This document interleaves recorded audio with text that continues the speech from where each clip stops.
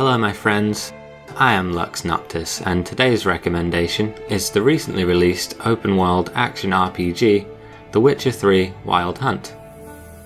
It's a game that's far more well known and considerably newer than anything else I've covered so far, but as I've been working on other stuff, The Witcher has been my go-to when I find some free time to play purely for the fun of it. Full disclosure, I'm nowhere near done. My playtime at the moment stands at around 30 hours, and I've barely scratched the surface of all the stuff there is to do. But I feel I've spent enough time with it to understand what makes it so compelling, at least to me. The main aspect I want to draw attention to here is the way the Wild Hunt tells its stories, and its focus on choice and consequence. The main narrative thus far is relatively simple. I'm sure it becomes more complex as time goes on, but as far as where I'm at is concerned, it's all about protagonist Geralt finding Ciri, a woman he thinks of as a daughter who's being pursued by the Wild Hunt mentioned in the title. Whilst this setup is relatively basic, it's the characters this causes you to meet and the side quests you stumble across along the way that make the game so engaging. It's not uncommon to wander into an area whilst on your travels and be called over by a stranger or witness events taking place that you may or may not decide to get involved in. It often gives the discovery of new quests a more organic feel than you'd usually get from this kind of experience, which makes the world so much more immersive than it otherwise would be. What further enhances that immersion is the fact that even the minor characters, the ones who ask you to hunt a monster or perform some kind of task, are fully voice acted, and the performances throughout rarely miss the mark. You going north, master? Why do you ask? I thought you could see if anything's happened to our men. They've been gone a while. What do you need? Merchant caravan came through not long past. Hired some of our boys to guide him to the bridge. They were due back yesterday. Fine. Keep my eyes open. Me brother Tomil led him. Talk to him when you find them. Clever man, not like the rest of them, eh? These minor quests are often deeper than they first appear, and what you expect to be a simple kill the monster kind of quest can turn into an extended journey to a new place that introduces you to more important entities.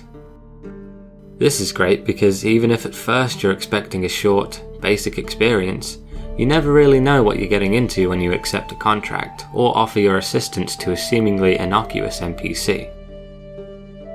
My absolute favourite thing about the storytelling in The Wild Hunt though, is how it handles morality.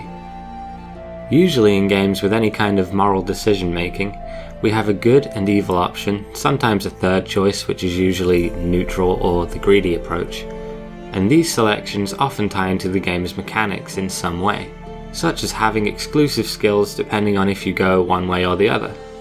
This often leads to people basically deciding what kind of character they are from the off, and then making every decision based on the fact that they will unlock more good guy or bad guy powers if they choose the obviously admirable or reprehensible options whenever they come up.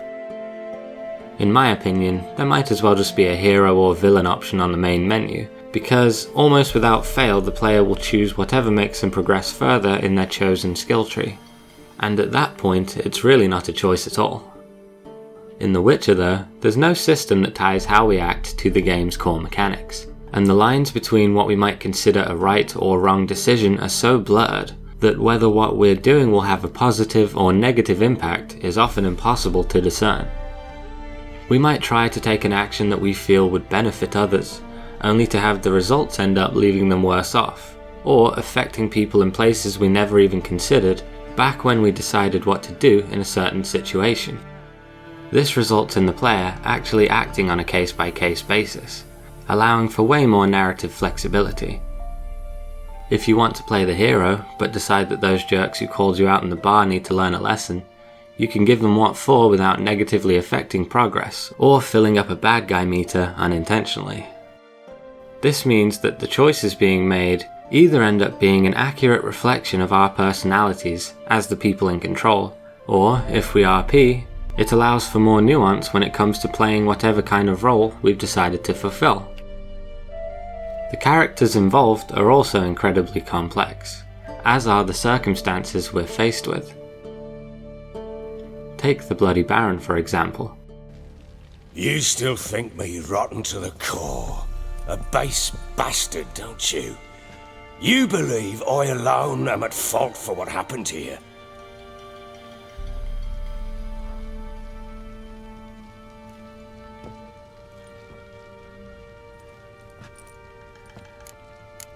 Doesn't matter what I believe. Yet, looking at you, I see contempt.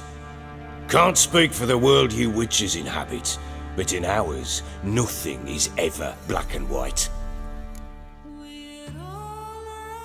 He's a figure with a storied past, a man known for his brutal and successful military endeavours. We also learn about other elements of his character that make him seem irredeemable, and yet he still manages to be endearing, and show that he empathises with others, cares about his family and his men, and also harbours some remorse.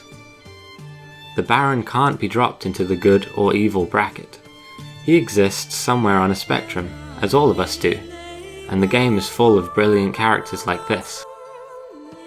What brings The Witcher a step above anything else I've played with this kind of branching narrative style is that in many cases, the repercussions for what we do aren't immediately apparent. Here's another example to illustrate the point. On a particular quest, I decided to free something that I perhaps shouldn't have, because it convinced me of its innocence. It wasn't until an hour or so later when I happened to wander through a particular town that I saw the impact of what I had done. There were bodies burned and buildings destroyed, purely because of what I did. An hour doesn't seem like that long, I understand, but it was only by happenstance that I discovered it then. It could just as easily have been 10 or 20 hours later. What this means is that in this particular game, we usually can't make a choice, decide we didn't like the result, and then hop back to 5 minutes ago for a do-over. We're stuck with the consequences, which gives real weight to our decisions in a way that games rarely ever do. All of this stuff tied together makes The Wild Hunt one of the best narrative experiences in a game thus far. And I don't say that lightly. It's not all flawless, of course. Like anything, it's got some rough edges. There's the odd bug here and there, but that's to be expected in a game as big as this one. What's more of a problem is that the combat is a tad imprecise, and the timing of things always seems a little off to me.